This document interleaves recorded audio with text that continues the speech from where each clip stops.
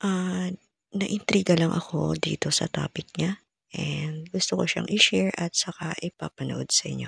Ayan, panoorin natin. World world yung lagakan ng world data.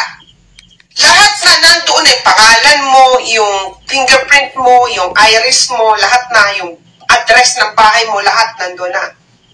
Ilalagay na yan, record mo, health record. Para po ito sa digital ID. Yung digital ID ninyo, okay, basahin ko muna. Kasi para hindi nyo masabi na gawa-gawa ko. Ginugol ko si Google ang may sabi sa akin nito. Some companies, most notably WorldCoin, pay people to scan their irises to create a unique digital identity called a World ID. The stated purpose is to differentiate human from AI. In an increasingly automated world, participants receive cryptocurrencies in exchange for their scan. Pakinggan nyo ha. Isa pa, Tools for Humanity, co-founded by Sam Altman. Sila to. Totoo naman pag nagpascan tayo like sa passport or any IDs ay nasisave na talaga yung nakukuha na yung ating name, address, okay, and number, ganun. Sa company that pays people, nagbabayad sa mga tao in its own cryptocurrency, WorldCoin, in exchange for an iris scan. MasterCard and PayEye are also partnering in a pilot program in Poland that allows customer to pay with iris scan. Magbabayad na kayo gamit nito. Iris scan na yung gagamitin sa pagbabayad. Naku.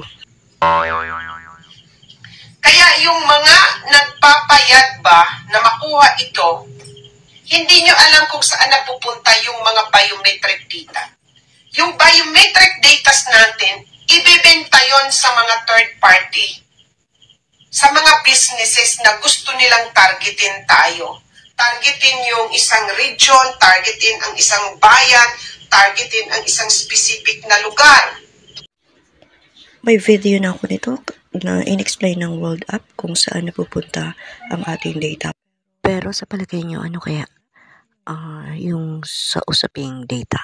Whether it is through publicity, whether it is through na talagang targetin tayo, o sige, ayan dyan, yung lugar na yan, mga mahihilig yan sa sa mga kumain ng mga taba or kumain ng mga pagkain ng mga itong mga processed food. Alam na nila yon kung saang lugar yon at yon ibubombard kayo ng mga publicity tungkol sa mga mutga, sa kung anong kitsa ang meron sa lugar na yon. Ganun po ang gagawin nila, mga curious. World ID, World Digital ID. Wala ka ng lusot. Ikaw na mahirap ka kung ayaw mo ngayon magpatuslok dahil naggurgur na yung mga anak kapitbahay mo at takot ka na magpatuslok. Now, because of this, digital ID, na nandoon na yung world record sa bangko ng world database, lahat ng information mo, magbibigay na yan ang AI ng identification card, ng ID, tailored, ikaw na yon, alam na lahat tungkol. Pwede yun, like sa Meta AI, pag may tinatanong tayo, so nagbibigay din siya ng information about sa tanong natin. Pag nagkaroon ng Monique Plande at magtuslukan na naman, kahit saang sulok ka, alam na nila kung nasaan ka. Lalo na, diba yung creation ng CDC, ang mga bansa ngayon, nire-register na yung mga phone number ninyo.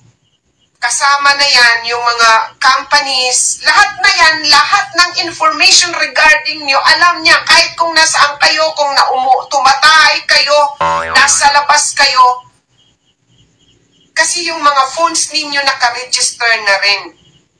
Universal nga eh. Kapag papayag siguro ang isang gobyerno na gagamitin yung World App sa lahat ng transaction sa gobyerno, like siguro sa National ID, ganun, sa NBI. Pwedeng mangyari yan, no choice ka kasi gobyerno na ang nag-utos na Magkakaroon ng World Digital ID. Yun ang purpose nila. Wala ka nang ligtas kahit anong gawin mo. Ayaw mong magpatuslok, ayaw mong sumunod sa kung anuman ipapatupad nila, tapos magkataon na ayaw mo, hindi ka na po pwedeng umayaw kasi malulocate ka na nila anytime. Alam na nila yung whereabouts mo. Alam na nila, pwedeng ikat na nila yung bangko mo, hindi ka na makabayad kung anuman ang mga nilabag mong mga batas. Pwede siguro mangyari yan kapag ang isang gobyerno ay ginawa ng mandatory yung join dyan sa World App, no? Lahat ng transaction. Pero sa ngayon naman, wala namang ganun nangyari kasi choice naman Hindi ka na ng pwedeng tao, magtago. individual. Now, ang nakakakota nito, ang purpose nila, ito ang chilling, mas chilling pa ito.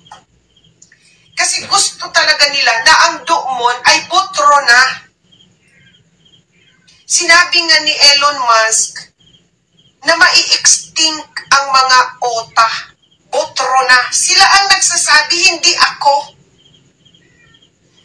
Ang ginagawa nila itong Iris, ang sabi dito ng AI, itong si Sam, sandali, itong company, ulitin ko lang, notably WorldCoin, itong WorldCoin na nagpo-promote ng digital na pera din, na nagbabayad sila nitong i-scan yung mga iris natin para mag-create daw ng unique digital identity called World ID.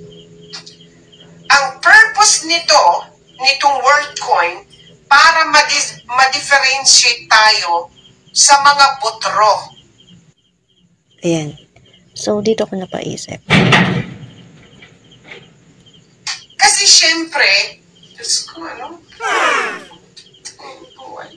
hindi ko maisip sa in my lifetime na we will be talking about differentiating you as human sa mga botro. Ayan. Dadating yung panahon na yung nangyari noong 2019, natigil yung mundo na hindi natin akalain na buong mundo ang natigil dahil dun sa pandemic na yun. Sa panahon talaga ngayon, umuusad na yung technology. So, yung mga imposible na hindi natin lubos maisip na mangyayari, or nangyayari. So, ayan. Kahit pag-usapan lang ito, hindi ko ito sumagi sa isipan ko na I will be telling people na ito, gusto na nilang i-differentiate ang botro sa OTA.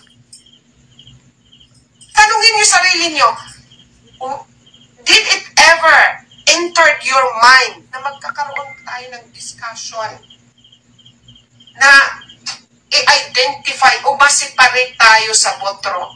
Ang ibig sabihin yan, kaya nga mga ka-curious, totoo yung sinasabi ni Elon Musk na in just a few years, millions na ng botro ang magiging kasama natin. Kasi ito na nga, yung iris scan na ginagawa nila ngayon para ma-identify nila kung sino ang OTA at kung sino ang botro. Kasi ayan guys. Of course, yung botro wala namang iris na katulad natin ng OTA. Kasi botro nga eh. Nakikita niyo mga ka-curious itong. Ayan. Sa mga nangyayari ngayon sa mundo natin, so hindi imposibleng mangyari itong mga sinasabi niya about robots. Ulitin ko, ang purpose daw ay i-differentiate ang human from AI in an increasingly automated world. O, sila na nagsasabi. Kasi AI na ang future natin. Nako. Yung sarili nyo, Pwedeng mangyari yun. ito na nga, yung iris scan na ginagawa nila ngayon para ma-identify nila kung sino ang OTA at kung sino ang botro. Kasi of course, yung botro wala namang iris na katulad natin ng OTA. Kasi botro nga eh. Mga ka-curious itong discussion na to. Ulitin ko, ang purpose daw ay i-differentiate ang human from AI in an increasingly automated world. O, sila na nagsasabi. Kasi AI na ang future natin. Ayun guys, AI yung future natin. Kaloka to. Kasi tingnan mo, ang nakalagay, the legality of companies paying for iris scan is complex and depends on the country's laws.